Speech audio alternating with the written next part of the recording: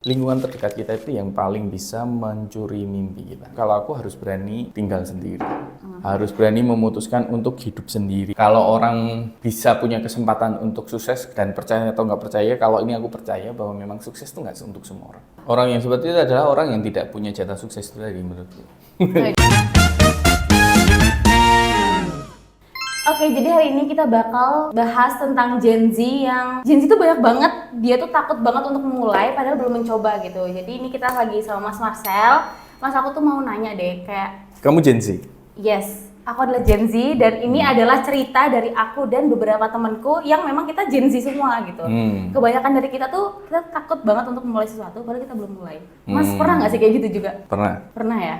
Dan gimana akhirnya Mas, ya udahlah kita mulai gitu. Apa yang memutuskan Mas untuk kita mulai? Terhadap segala sesuatu atau apa? Konteksnya apa? Segala sesuatu, mulai apapun itu. Misal membuka bisnis, misal memulai sesuatu, apa yang Mas lakukan, apa triggernya Mas yang akhirnya kayak, oh aku harus mulai gitu. Pertanyaanku dulu, biasanya yang menghambat untuk memulai apa? Rasa takut. Oh, ketakutan. Yes. Malu gitu enggak? Tapi takut. Malu juga, tapi kebanyakan Minder itu. minder juga, malu juga, tapi kebanyakan berawal dari rasa takut. Karena kalau dari kita sebagai Gen Z ya, rata-rata aku dan teman-temanku itu tuh kita langsung mikirnya jauh ke depan. Ah, ntar gimana kalau kayak gini? Ah, gimana kalau gini? Jadi kita nggak mulai-mulai. Jadi ada dulu aku pernah dapat input dari seseorang lah, bahwa dia pernah bilang kalau kita pengen sukses tuh kita harus punya salah satu atau keduanya dari dua hal yang mau tak sebutin ini. Yang pertama adalah kita harus punya keberanian dan yang kedua kita harus gila. Jadi kalau minimal salah satunya ya, kalau punya keberanian dan kita gila, kita udah pasti sukses. Kalau kita nggak punya kedua-duanya, ya minimal misalkan kalau udah kita gila kan pasti kita punya keberanian. Jadi punya keberanian dan kita harus sedikit gila. Katanya sih seperti itu. Dan aku melihat banyak orang yang tak temuin tentang orang-orang sukses tuh rata-rata semuanya sedikit gila. Jadi dalam menjalani semuanya sedikit gila, nggak overthinkingan lah ya. Kalau kamu tadi mungkin kayak gitu kayak overthinkingan ya. Iya benar. Banyak kan Gen Z itu overthinkingan Mas. Cara memulainya aku nggak ngerti apa yang men-trigger hari itu. Misalkan kayak aku mengalami itu, kalau misalkan mungkin kondisiku yang sekarang dengan 10 tahun yang lalu jelas berbeda ya, karena usia, terus tanggung jawab yang sudah berubah gitu juga pasti beda. Pengalaman juga. Ya, kayak gitu. Mungkin kalau ditarik ke belakang, ada yang dulu mungkin sangat berani, sekarang jadi nggak terlalu berani. Mungkin yang dulu takut di hal-hal tertentu, sekarang di hal-hal tersebut jadi lebih berani, itu ada ya, karena pertumbuhan pengalaman, usia, dan sebagainya. Nah, menurutku kalau misalkan kita takut untuk memulai sesuatu, kalau aku cuma satu hal, berarti hal itu belum cukup membuat kita takut untuk tidak bisa mewujudkannya. Ya, mudah nggak maksudnya? Jadi kamu punya keinginan sesuatu, takut untuk memulai. Nah, sesuatu ini belum membuat dirimu takut untuk tidak tercapai. Contohnya gini, misal nih, kita ada di Jawa Tengah, ada di kota Solo, kamu tak minta untuk lari ke Semarang deh, 100, jangan, lebih jauh lagi. Jakarta, 600 kilo dari kota Solo, lari, syaratnya harus lari saat ini. Mau nggak? Enggak dong. Nggak mau. Karena nggak ada sebuah alasan, ya kan? Iya. Nggak ada alasan kenapa aku harus mau. Nah, tapi bedanya misalkan gini, orang yang paling disayang lah, anggap saja orang tua gitu ya, di dalam hidup. Saat ini sedang disandra di Jakarta. Disandra, terus kamu diancam, pokoknya kamu harus menyelamatkan kedua orang tuamu dengan syarat kamu lari ke Jakarta. Kamu lari kan? Lari. Nah, itulah yang membuat kita memulai. Sesuatu hal yang membuat kita takut kalau ini nggak kewujud itu adalah resep untuk kita memulai. Kalau kita nggak berani memulai, artinya sesuatu ini belum benar-benar membuat kita takut. Kalau ini sampai nggak kecapai gimana ya? Kalau aku nggak seperti ini gimana ya? Nah, itu berarti baru sekedar kepengen, belum menjadi sebuah dreams atau tujuan. Misal gini deh, kita langsung aja ke bisnis ya. Kita ngomongin misalnya bisnis. Mas ini sebagai CMO dari Mr. Apple. Gimana kayak akhirnya ya udah berani untuk membangun Mr. Apple ini. Gitu, karena misal dari kita yang Gen Z ya, kita kan pasti mencari pekerjaan, ya cari pekerjaan aja, tapi kan kita juga pasti pengen punya usaha sendiri.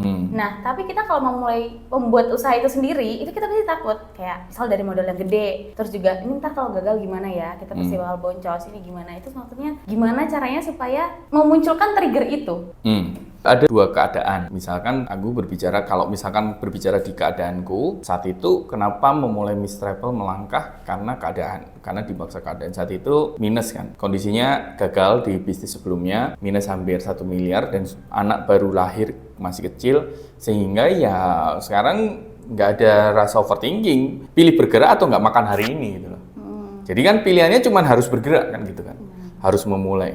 Nah, permasalahannya ada di keadaan yang kedua nih, jika tidak terjadi apa-apa gitu atau dalam keadaan ya dreams-nya yang digedein. Jadi tujuannya untuk mencapai itu. Ini kan sebenarnya memulai bisnis itu kan cuma kendaraan untuk mencapai ke satu tujuan, ya kan? Itu tadi misalkan kita mau ke Jakarta, kita bisa memilih pakai pesawat, kereta, pakai mobil dan sebagainya, atau bahkan jalan kaki. Itu sekali lagi cuma masalah kendaraan. Nah, tujuan sampai ke Jakarta ini harus tahu dulu mau apa. Misalkan mau bisnis, tujuan untuk berbisnis itu mau ngapain dulu. Contoh, sesimpel ya, kita realistis. Kenapa berbisnis? Karena mau kaya. Kaya itu kan sebenarnya caranya tidak hanya dengan bisnis, berkarir juga bisa, gitu kan. Menjadi profesional, banyak nggak yang kaya menjadi profesional dulu setelah itu punya bisnis? Ya banyak, yang terjadi banyak. Bahkan mentorku pun juga seperti itu. Jadi tetap punya bisnis, tetap bekerja sebagai profesional, kayak gitu juga ada juga. Nah, tinggal tujuannya, kembali lagi ke tujuannya. Jadi kamu harus punya teman-teman, terutama yang punya problem overthinking itu karena tujuannya belum. Poinnya cuma di situ sih. Berarti yang harus kita mulai dari diri kita adalah kita kencengin dulu mimpinya, kita tahu tujuannya, baru berani untuk melangkah. Seharusnya sih seperti itu ya. Walaupun banyak kenyataannya mimpi itu biasanya sih tetap diawali dari mimpinya karena tujuannya. Entah apapun itu, nyelesain hutang, pengen kaya, itu pun juga tujuan kan gitu. Tujuannya aku nggak ada masalah kok, lagi nggak ada hutang, tapi pokoknya pengen kaya aja. Itu juga sebuah tujuan kan. Terus pengen beli sesuatu juga sudah tujuan. Nah, yang penting tujuannya ini ada pasti akan nge-trigger untuk tidak takut. Kalau takut berarti tujuan itu nggak lebih gede dari rasa takutnya. Kurang kuat ya berarti. Berarti tujuannya ini harus bikin takut itu tadi. Ya kan kita nggak mau orang banyak kan kisah-kisah sukses yang dari susah dan sebagainya terus bangkit kan. Ya kalau bisa memulai tanpa kesusahan ngapain harus jadi susah gitu loh. Simpelnya gitu. Kalau kebetulan mulainya harus dari susah ya berarti rasa susah itu kan harusnya udah jadi ketakutan. Nggak pengen susah lagi. Sehingga nge-trigger. Nah, kalau yang nggak susah ya punya tujuan yang lebih bikin takut lagi. Kalau nggak kewujud gimana ya ini? Oke, berarti apapun itu tetap dari diri sendiri. Dari gimana kita ngelola target kita lah. Target kita tuh apa? Berarti kita berani mulai itu dari situ dulu awalnya. Dari tujuan, dari goalsnya. Bayangin kamu sepak bola nggak ada gawangnya. Nah ya. Lari-lari muter-muter gitu loh. Kalau lingkungan itu menurut Mas berpengaruh nggak? Dulu aku sempat berpikir bahwa lingkungan itu tidak berpengaruh karena semuanya yang penting adalah kita. Loh, justru lingkungan nggak berpengaruh? Dulu. Oh, dulu. Tapi faktanya setelah berjalannya, yaitu tadi berjalannya waktu, kita mempelajari, ternyata lingkungan itu sangat berpengaruh. Jadi terutama kalau nanti kita udah punya pasangan. Dan lingkungan yang paling berpengaruh itu adalah lingkungan terdekat kita. Ya siapa? Keluarga pasti. Kalau yang belum punya pasangan ya orang tua mungkin, atau adik, keluarga, atau teman dekat, sahabat dan sebagainya. Contoh gini, misalkan kita nongkrong sama peminum alkohol gitu ya. Everyday kita setiap hari ngeliat sama peminum, ya pasti kita nggak jauh beda. Mau sekuat-kuatnya kita, ya pasti kita tetap nyicip-nyicip, akhirnya mungkin bisa jadi kecanduan dan sebagainya. Kalau mau lepas gimana? Tinggalkan lingkungan itu. Berbeda case ketika kita misalkan deket-dekatnya sama orang yang hobi olahraga gitu ya. Nah, ya kita akan ngikut olahraga, atau kita nongkrongnya sama orang-orang yang sukses, kita nyari, kita bonding ke atas, leveling up gitu, kita kenalan, ikut seminar mungkin, yang masih kuliah rajin ikut-ikut seminar supaya dapat kenalan baru, kan itu vibes-nya udah beda. Nah, jelas berpengaruh, tapi yang paling berpengaruh jelas lingkungan terdekat atau keluarga. Secara tidak sengaja maupun disengaja, lingkungan terdekat kita itu yang paling bisa mencuri mimpi kita. Karena apa? Misal contoh ini, ada orang tua yang misalkan ada seorang anak pengen sesuatu hal, orang tua selalu tidak bolehin, pengen nyoba sesuatu nggak boleh. Mungkin ada yang niatannya memang nggak boleh gini, atau memang menghancurkan gitu ya, dalam tanda kutip ada mungkin, tapi sebagian kecil ya. Tapi ada yang niatannya itu adalah untuk melindungi, tapi secara tidak sengaja sebenarnya itu sedikit menghambat atau justru malah mematikan potensi dari si anak itu gitu. Karena rasa takut yang mendalam gitu. Aku punya temen yang kalau aku menilai ini penilaian subjektif ya. Jadi melihatnya adalah temanku ini pengen sesuatu hal tapi dia selalu punya beberapa teman, tidak satu orang. Ada beberapa teman yang aku melihat bahwa orang tuanya ini selalu melarang ini itu karena berdasarkan atas kegagalan yang pernah orang tuanya alami. Sehingga si anak ini jadi begitu melakukan penetrasi sedikit terhadap sesuatu hal baru atau ada problem, ini jadi paniknya luar biasa gitu loh. Jadi sampai hari ini juga ya so-so ya nggak susah, tapi juga yang hidupnya berkelimpahan enak secara material juga enggak gitu, tapi hidup aja ya segitulah gitu. Salah nggak salah. Nggak salah, tapi kembali lagi apakah berpengaruh nggak? Ya sangat berpengaruh. Terus gimana Mas kalau misalnya ternyata lingkungan terdekatnya sendiri ini yang toksik? Kan nggak bisa lepas ya, karena itu lingkungan terdekat. Dan justru itu malah menghambat sih jatuhnya. Ini aku melihat juga di beberapa case yang pernah tak lihat. Kalau seandainya kamu adalah seorang wanita yang sudah secara usia dianggap dewasa, dalam hal ini misalkan perempuan ya anggap saja lulus SMA lah gitu, atau cowok juga lulus SMA, anggap saja sudah lulus SMA. Kalau sudah seperti itu dan kamu punya mimpi besar, ini disclaimer ya, ini menurutku pribadi ya, kalau memang sangat toksik itu berarti sudah sangat annoying total ya, karena udah toksik gitu. Kalau masih belum kali gini belum ini, itu menurutku bukan toksik. Tapi yang udah toksik, misalkan kamu dapat duit dikit dimintain orang tuamu gitu, mungkin buat minum lah, buat apa ya, yang buat negatif. Kalau aku harus berani tinggal sendiri, harus berani memutuskan untuk hidup sendiri. Misalkan sama-sama satu kota nggak apa-apa, nggak totally ninggalin gitu ya, tapi harus berani ngekos kayak gitu sambil kerja apa gitu. Misalkan udah orang tua nggak mau biayain lanjutan sekolah gitu, atau sebenarnya kalau diada-adain kan pasti mampu lah. Kalau aku meyakini pasti mampu gitu. Tapi ini buat nggak jelas gitu. Misalkan hutang di mana-mana kayak gitu, itu minjem kanan kiri, dan akhirnya buat aktivitas-aktivitas yang negatif, ya harus berani tinggal sendiri atau belajar hidup sendiri. Walaupun ya sesekali disupport, dibantu, tapi ya dibantu sewajarnya. Artinya kamu juga punya masa depan, itu kalau menurutku ya. Kamu punya masa depan yang harus, atau teman-teman di luar sana yang misalnya baru lulus SMA, ya coba aja berani. Harus bentrok, harus sama-sama bentrok, ya mending di sini bisa fight lebih jernih, pikiran lebih fresh, sedangkan di sini udah nggak bisa ngapa-ngapain. Di sini tuh berpeluang untuk bisa merubah hidup, kalau di sini mungkin peluangnya lebih kecil gitu. Tapi kan untuk keluarnya gitu pasti juga akan susah dong, keluar dari lingkup toksik itu. Karena misal kita mau aku ngekos aja lah di sini, aku udah mulai nggak nyaman. Itu pasti juga akan ibaratnya kayak digondeli gitu loh, kayak ngapain gini-gini, pasti akan masalah lagi. Dengan berbagai macam alasan harusnya bisa, menurutku ya. Misalkan alasan dapat pekerjaan, ini belum dapat kerjaan nih, alasan dapat pekerjaan yang jauh dulu, gitu. Ya konteksnya sebenarnya bukan minggat, kan kita pamit, ya kan. Aku nggak ngajari untuk minggat ya, tapi sebisa mungkin tetap dikomunikasikan dulu. Maksudnya izin bahwa dapat pekerjaan di sini, ya sedikit dalam tanda kutip jatuhnya agak sedikit berbohong. Tapi kamu juga harus bertanggung jawab kalau memang pengen keluar dari rumah, memang mau fight. Jangan karena kamu cuma pengen bebas ya. Itu juga hati-hati.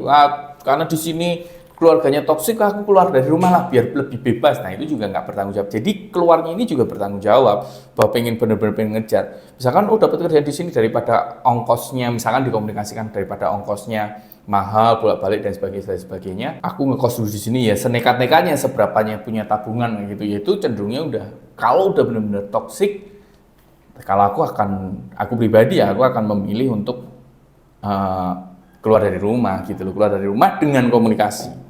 Bukan terus minggat gitu. Kabur gitu. Kalau mau minggat kabur gitu, ya itu pilihanmu sendiri. Ya, kamu udah dewasa, udah bisa bertanggung jawab. Makanya itu tadi kan di batas usia yang sudah dianggap harusnya bisa mandiri lah, batas usia. Karena aku mulai serabutan itu kelas 1 SMA, umur 16 tahun. Iya, karena orang tua kan bangkrut.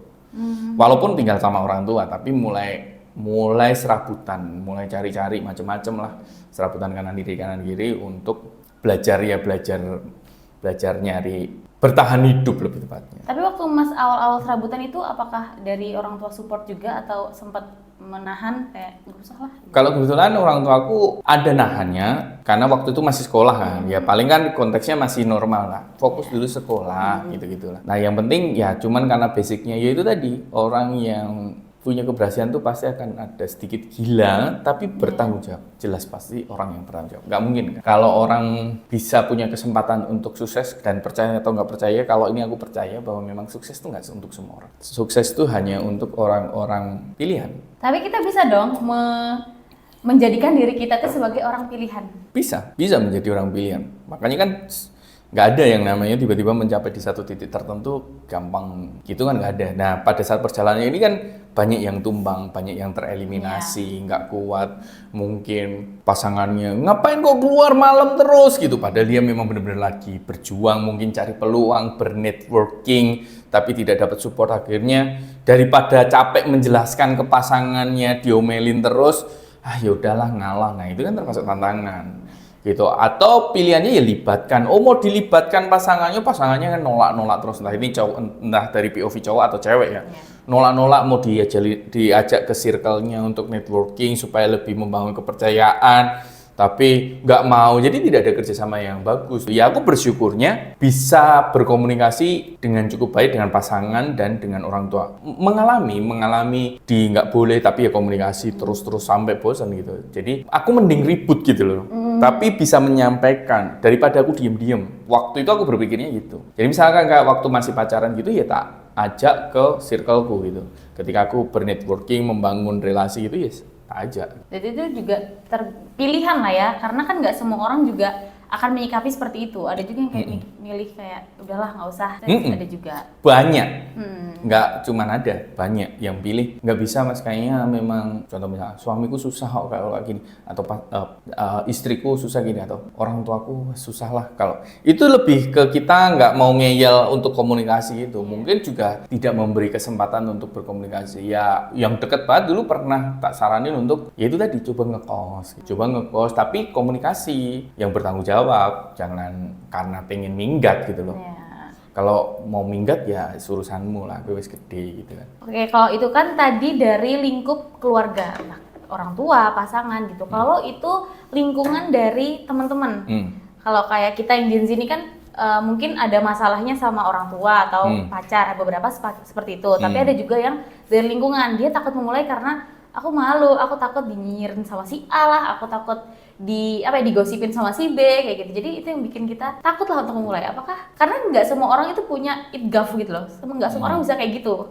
Gitu itu gimana gitu loh. Orang yang seperti itu adalah orang yang tidak punya jatah sukses itu tadi menurutku. Tidak mengambil kesempatan untuk sukses ya. Iya, berarti dia tidak ada kesempatan. Artinya yang sukses tidak untuk semua orang ya, dia termasuk yang lebih tepatnya tidak mengambil sebuah kesempatan untuk melayakkan atau memantaskan dirinya menjadi sukses. Karena ketika kamu berpikir teman bagaimana gitu ya, berarti belum mature ya, belum dewasa terhadap dirinya menyikapi ya. Takut kehilangan teman itu oke lah kalau teman itu memberikan manfaat yang positif. Tapi kalau teman, apalagi kalau datangnya dari pikiran sendiri karena overthinking, takut diomongin, berarti kan belum dicoba. Kalau teman yang baik nggak mungkin, pasti apapun akan disupport. Kamu mau jualan apapun lah, pasti teman yang baik akan mensupport. Kalau dia ngenyek gitu ya, menghina-hina gitu, ya berarti dia bukan teman yang baik, berarti tidak untuk dilanjutkan kan hubungannya gitu. Nah dengan mengambil sebuah sikap itu kan kita bertumbuh dengan dewasa, berarti seturut kita berarti dewasa. Kalau belum apa-apa udah mikirin takut, berarti ya tidak pantas untuk sukses. Memang ya gimana, memang tidak semudah itu gitu. Berarti kalian itu juga harus mulai gerak aja, nggak usah terlalu mikirin apa kata orang. Yang penting kalian tuh gerak dulu supaya kalian bisa ngejar suksesnya kalian. Tuh. Ini kan tadi dari pertemanan, berarti kita yang harus menyikapi juga. Tapi gimana caranya supaya kita sendiri yang membentuk lingkungan itu? Gitu. Itu gimana? Ya mulai bergaul, mulai memilih pertemanan. Semakin bertambahnya usia, percaya atau nggak percaya teman-teman di Gen Z itu pasti akan berkurang gitu. Semakin hidup kita berkualitas, teman kita itu pasti juga akan berkurang. Tapi relasi itu berbeda ya. Teman yang dekat banget mungkin kayak aku, teman zaman sekolah itu aku merasa temanku banyak gitu. Tapi ya seiring berjalannya waktu pasti akan berkurang dengan kesibukannya masing-masing kayak gitu kan. Jadi udah nggak pernah nongkrong kayak gitu dan sebagainya itu. Nah, kita jelas berhak memilih siapa yang mau kita jadikan teman atau relasi kita. Dan itu menurutku itu salah satu prinsip orang sukses yang selama ini aku pelajarin dan aku terapkan. Di hampir semua mentor, bukan hampir, di semua mentor-mentor yang aku belajar dari beliau-beliau itu, mereka sangat memilih dengan siapa mereka mau berteman gitu. Jadi bukan berarti terus jadi sombong, enggak loh ya, jangan disalahartikan. Oh ini sekedar kenal, oh dengan ini sekedar bernetworking atau sekedar berrelasi yang ya bukan networking ya jatuhnya, dia sekedar kenal itu tadi ya. Tapi kalau yang oh mungkin kita ada, oh ini relasi yang untuk kepentingan, oh ini yang benar-benar kayak gini, yang apa susah senangnya ada, mungkin kalau masih ada bersyukurlah. Berarti harus pintar membagi-bagi lah ya, memilah-milah, oh ini di bagian ini Betul. bagian ini. Kan nggak semua teman itu tuh punya tujuan yang sama. Misal kayak aku, atau mungkin teman-teman yang emang mau buka bisnis tapi takut mulai dari mana, atau mau buka bisnis tapi nggak punya modal. Jadi itu tuh gimana caranya supaya kita tuh bisa menemukan lingkungan ini? Atau kita yang menciptakan kayak atau gimana gitu? Ya kita pertama kali harus mencari lingkungan itu yang memang kita mau pilih untuk kemajuan kita, gitu kan. Sebenarnya banyak sekali komunitas positif, atau salah satunya ada namanya Worth It Circle nih. Worth It Circle ini dilahirkan untuk mengajari atau mengajarkan ke teman-teman semua yang pengen maju atau sudah maju, pengen maju lebih maju lagi gitu, pengen bisa personal branding, lebih tepatnya pengen, kalau di saat ini kan di eranya affiliate marketing, yaitu menjadi afiliator, mempromosikan produk brand A, brand B tanpa kita harus stok barang dan sebagainya. Nah, Worth It Circle ini ada sebuah program namanya Habit Protocol, 60 hari Habit Protocol, diajarkan secara gratis gitu ke teman-teman. Nah, kenapa kok gratis? Karena salah satu wujud rasa terima kasihku dan istri, karena Mr. Apple itu dibantu oleh lebih dari 50.000 afiliator untuk bisa diterima sampai hari ini. Makanya lahirlah Worth It Circle. Nah, harapannya kenapa namanya Worth It Circle ya supaya komunitas ini worth it untuk dijalankan. Siapapun dari latar belakang apapun itu bisa masuk ke Worth It Circle. Nanti akan diajarin bagaimana menjadi afiliator dan bisa join jadi afiliator seperti afiliatornya Mr. Apple gitu. Dan juga tidak hanya menjadi afiliator aja, tapi juga bagaimana mempersonal branding dirinya. Oke, berarti ini kumpulannya, komunitasnya, circle-nya orang-orang yang memang saling mendukung gitu ya, saling dengan mendukung. tujuan yang sama. Masih nggak ada gitu ya, kayak yang minder-minder, kayak takut lah diomongin. Kan kita ada ketentuan banget sih. Jadi misalkan kita ada kayak rules. Kalau misalkan sudah ada yang toksik, kita akan dengan sangat tegas untuk nge-kick gitu. Oh, akan seperti itu? Iya, jadi so far sih ya bersyukur nggak ada ya harapannya. Ya nggak tahu, nanti kalau semakin banyak mungkin akan ada. Juga tidak menolak yang ada, pasti alam aja lah, biarkan alam. Memang kalau memang ada ya udah, kita kan sudah punya aturan, ya udah kita kick aja gitu. Contoh sederhana gini, di Habit Protocol 60 hari itu kan kita kasih tugas-tugas. Nah, dari awal kelas 1 nanti ada 4 kelas setiap minggu kayak gitu. Ada 4 kelas. Nah, kelas 1 maksudnya ada kelas 1, kelas 2, kelas 3, kelas 4. Iya, 4 pertemuan. Kalau nggak menjalankan tugas di antar minggu itu kan kita sudah disclaimer dari awal bahwa kita akan kick dari grup gitu. Jadi supaya apa? Supaya komunitasnya tetap worth it. Orang-orang yang memang kan sudah di awal disampaikan kalau memang mau fokus ke situ, mau mencoba untuk serius di situ, ya biar konsisten. Supaya yang tidak menjalankan dengan alasan apapun itu, kita tetap bisa menerima, toh kan itu menjadi haknya dia untuk mau tetap belajar jadi afiliator dan personal branding atau enggak, dengan kesibukannya mungkin kan bagaimana dia membagi waktunya dan sebagainya. Makanya kita akan kurasi, ya udah mohon maaf ya, kita izin untuk kick dari grup supaya yang ada di dalam grup itu tetap orang-orang yang menjadi yang menjalankan tugasnya dari Worth It Circle. Supaya mereka juga saling saling bertanggung jawab dengan pekerjaan, dengan tugas-tugasnya. Betul. Ini kelasnya itu di mana, Mas? Untuk sementara ini masih offline di Kota Solo, tapi pasti nanti kita akan menjangkau teman-teman yang di luar kota dengan online, dan harapannya mimpi besarnya itu kita bisa kayak ada gathering di setiap kota gitu. Biar saling ini juga gitu. ya. Jadi ini sebenarnya kita tidak jualan kelas gitu. Makanya ada tugas-tugasnya ini, harapannya benar-benar bisa support ya. Iya, bisa mensupport orang-orang yang memang gimana sih caranya dengan media digital, dengan cara menjadi afiliator dan personal branding. Karena kita ajarkan juga nanti bagaimana mempersonal branding sesuai dengan karakternya kayak gitu loh. Untuk teman-teman yang di Kota Solo, khususnya ada circle namanya Worth It Circle. Di situ lingkungan teman-teman yang saling support satu sama lain dengan tujuan yang sama, jadi kalian nggak perlu takut insecure, takut dinyinyirin dan sebagainya gitu ya Mas ya. Betul, jadi supaya menjadi wadah yang positif lah buat teman-teman semua di luar gitu. Dan ya sekali lagi mimpi besarnya bisa cuan bareng-bareng, bisa bernetworking, bisa membangun komunitas yang positif. Ini mungkin fokusnya masih di kota Solo dulu, tapi kalian tungguin aja untuk yang di kota-kota lainnya karena mungkin ada kemungkinan juga untuk online ya Mas ya. Ya. Online gitu. Jadi kalian stay tune aja. Ada juga sosial medianya di Worth It Circle. Kalian yang mau kepo-kepo dulu, kebetulan juga udah ada kelasnya, udah berjalan ya Mas ya. Kalian bisa ngeliat dulu ambience-nya seperti apa, dan kalau kalian mencari circle yang seperti itu juga kalian bisa join di batch berikutnya. Gitu. Mungkin ini closing statement nih Mas. Apa pesan Mas untuk Gen Z yang baru mau memulai? Fokus, konsisten, tapi di awal yang paling penting adalah tetapkan tujuan. Oke, terima kasih Mas Marcel atas kehadirannya hari Sama-sama. ini dan insight-nya. Untuk teman-teman jangan lupa untuk like, subscribe, dan juga share video ini. Dan juga kalian bisa tulis di kolom komen apa sih yang sebenarnya bikin kalian takut. Dan untuk kalian yang mau join bisa langsung aja klik linknya yang ada di deskripsi.